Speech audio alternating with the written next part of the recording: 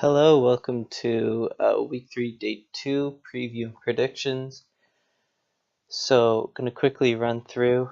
It's right now almost 5 o'clock where I am. First game's gonna start at 6:30, so I want to kind of get this moving. Hopefully, get through it quickly. Echo Fox, and there's two games that I think are really important to talk about: 100 Thieves and Clutch, and then we're gonna do a little talk about CLG too. Echo Fox Optic.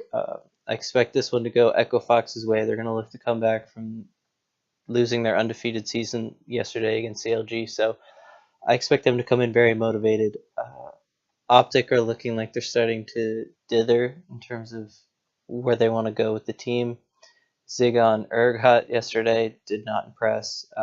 He got behind early, and once Urgot gets behind, he becomes quite a difficult champion to succeed on. I'm really scared about how far Huni can kind of push a lead too against him.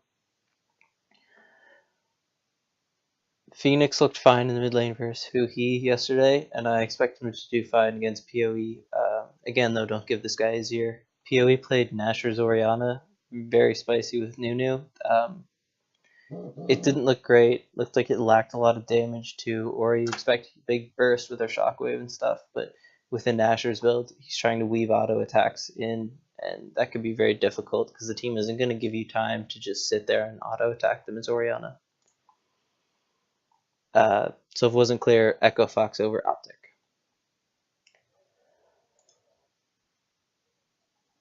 One thing I do want to touch on though is the bottom lane. Oops. The bottom lane for Echo Fox. They did not look strong yesterday. Whether that was Stixxay and Biofrost coming into their own, I'm really starting to show what they're capable of. Looking for them to have a bounce back against Arrow Elimination. 100 Thieves TSM. Okay, this is going to be a really good game, I hope. Pretty evenly matched across the board. You have a lot of experience in the jungle versus inexperience for 100 Thieves, but then in the AD carry position, TSM are the opposite, where they have a whole lot of experience against Cody, Sun, and Aframu, who don't, to the same degree, across both players. Bjerg Ryu, Split Farm, Unsealed Spellbook, very boring mid lane meta right now. Has to be either highly jungle influenced, where you gank once, burn flash, regank, or you tend to just leave the lane alone with stopwatches and play things like Rise and Azir. So with Someday and Hanser, counter pick's going to be really important for who has to blind, and then how far can that blind be exploited, and whether they want to start playing around it too. For example, if it's GP, you might look to try and tower dive it and gank it against like a Gnar and Zac, or Gnar and Sejuani. Meteos has looked best on his tanky junglers. I hope he continues to play that style, really facilitate his lanes. This team has a tendency to go late and have looked successful there, but TSM might be one of the teams that can really push them and challenge them in the late game. So far, their coordination hasn't been perfect, but it's been coming along, and yesterday looked a lot better in their dominant victory over Golden Guardians. So this game's actually pretty hard to predict. Off record, you might think 100 Thieves, but just the way TSM played yesterday and how close 100 Thieves Clutch was, and how Clutch had to kind of throw a lead, throw a team fight for 100 Thieves to get the advantage they needed, going to give it to TSM on this one. So Echo Fox, TSM, predicted winners. Golden Guardians, Team Liquid. Golden Guardians right now are looking like a house on, not a house on fire, a bus that's burning, and everyone's kind of running away from the scene of the crime because it doesn't look like they're doing what people thought they or hoped they might, which was come together. It seems like there's becoming more splintering and rifting into the team. With Loco leaving just before week 3 started, it's going to create a huge shift in dynamic. New coach coming in, very difficult to do mid-season, especially and even midweek. So pretty confidently Team Liquid gonna crush mid, crush early, crush mid, and crush late game if it gets that far. Liquid are looking incredibly scary with how cleanly they're able and how quickly they're able to close out games against teams. And I expect this game to be no different. Should be a quick one. Team Liquid coming out on top.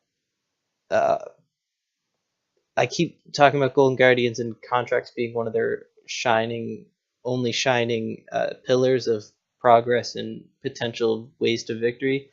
I don't think that's different here. It's going to have to kind of style on Xmithy, but Xmithy has played too well this year to let that happen to him. So easy Team Liquid win. Clutch Cloud9, this is the second game that I'm really excited about. You have the two rookies coming up from Academy last year, the two top laners who came in. Licorice has looked a lot better, but solo stats have been pretty decent in terms of damage share. He's had a few games on Gangplank, I know, but and laning hasn't been as strong, but he's been able to get it done in the damage per minute, which is pretty respectable from a new top laner coming in. He's been outclassed by Licorice though, and on this team, Smoothie's playing like an absolute monster. This should be a really interesting bot lane matchup though. Sneaky Smoothie played really well. Smoothie in particular, he's been on fire this season. And they're going against another bottom lane who has the same type of cohesion and who have been playing together for a while. So for them to be able to style on an Apollo Hakuho lane too would really solidify themselves as a top bottom lane in NA. Mid lane, Febiven's been playing really well. In their game yesterday against 100 Thieves, he was against Ryu.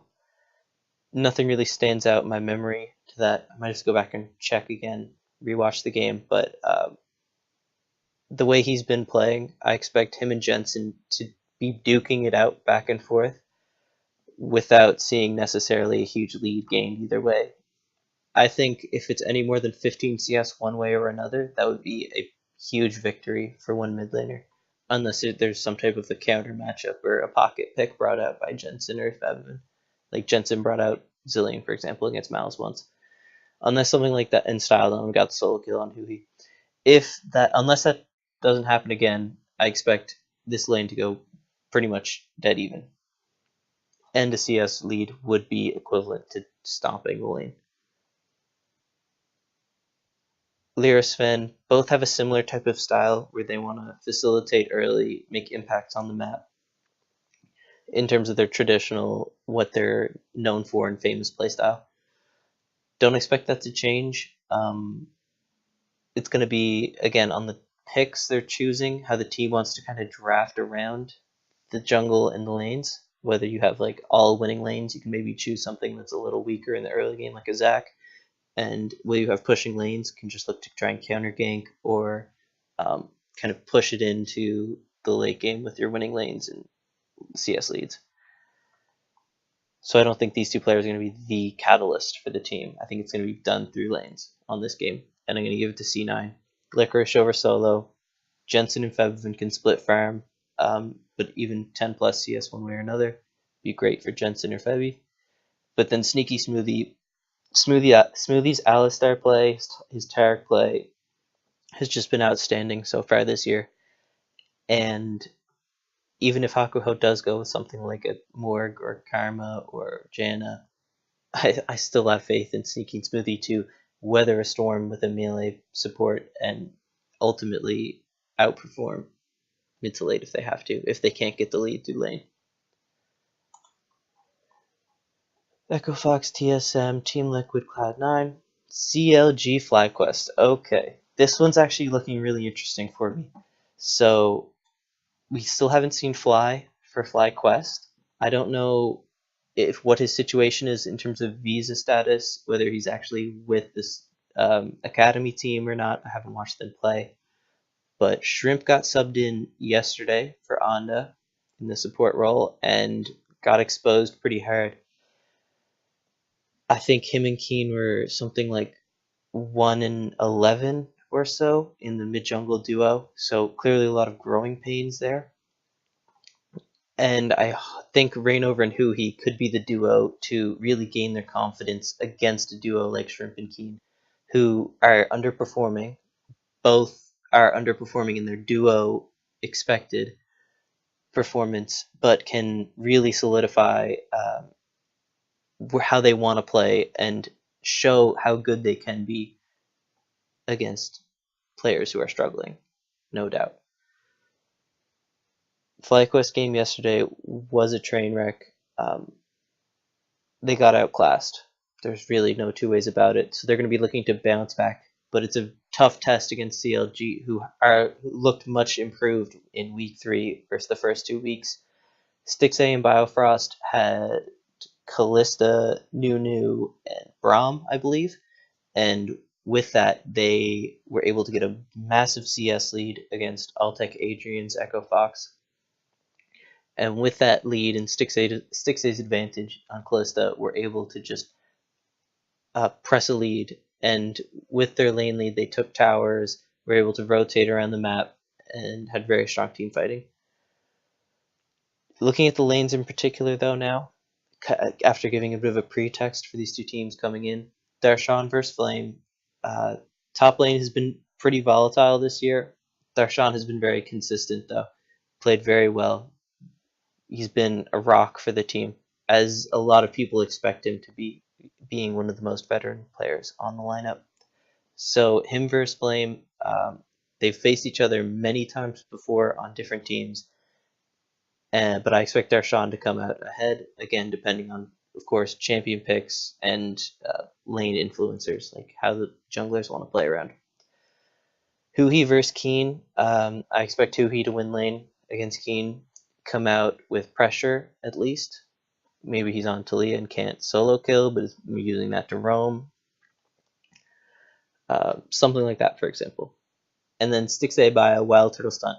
So I said in my last video previewing yesterday's games that Stixay Bio versus Altec Adrian would be a really good benchmarker for this bottom lane to see how they're stacking up in week 3, how their development is coming along. And they overperformed to my expectation and looked really good if you're a CLG fan. Being able to push down the lead, get the first tower, even if it wasn't first tower, able to take first tower on the enemy bot lane, had constant pressure in the lane, were pushing them in, accruing a good CS lead, 30 plus minions, so a really solid lead. And then with that lead, we're able to transition into other parts of the lane through rotations, top and mid.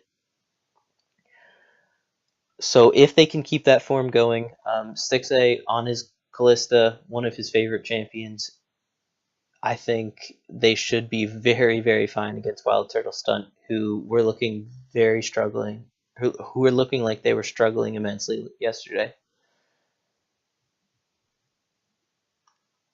FlyQuest are looking to rebound, but the way they got beat yesterday is going to be a huge test on the mental fortitude. And because of that, I'm going to give it to CLG. Coming to this game, I think laners across will win, and then Reignover's pathing should hopefully keep Shrimp down or out of a game.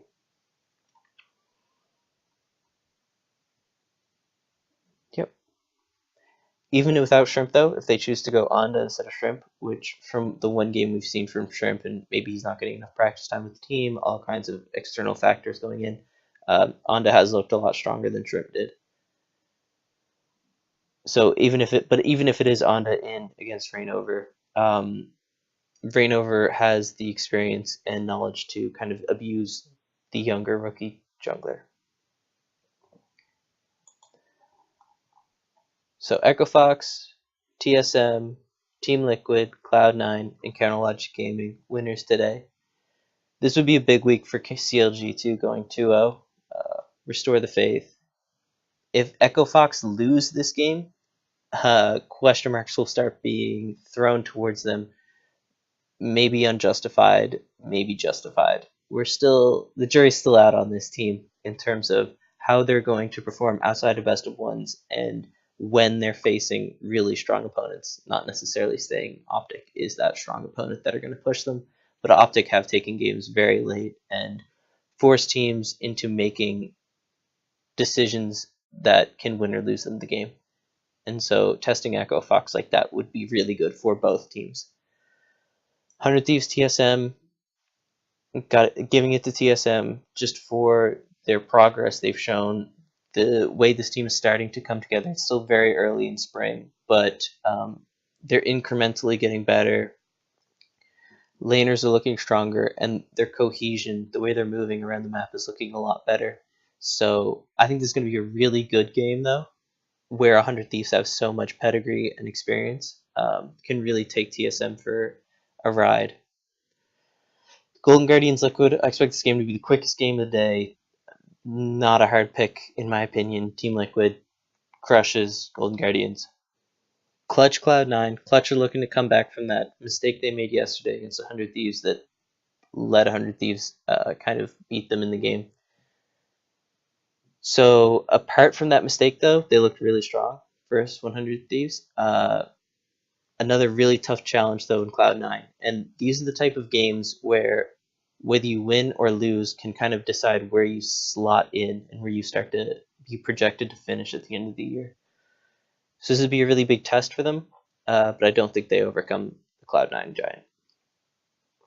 And then CLG over FlyQuest, I think the jungle discrepancy along with the bottom lane starting to come together for CLG will be enough to give them the edge. Wild Turtle is a strong AD carry, though, so another test for Stixxay.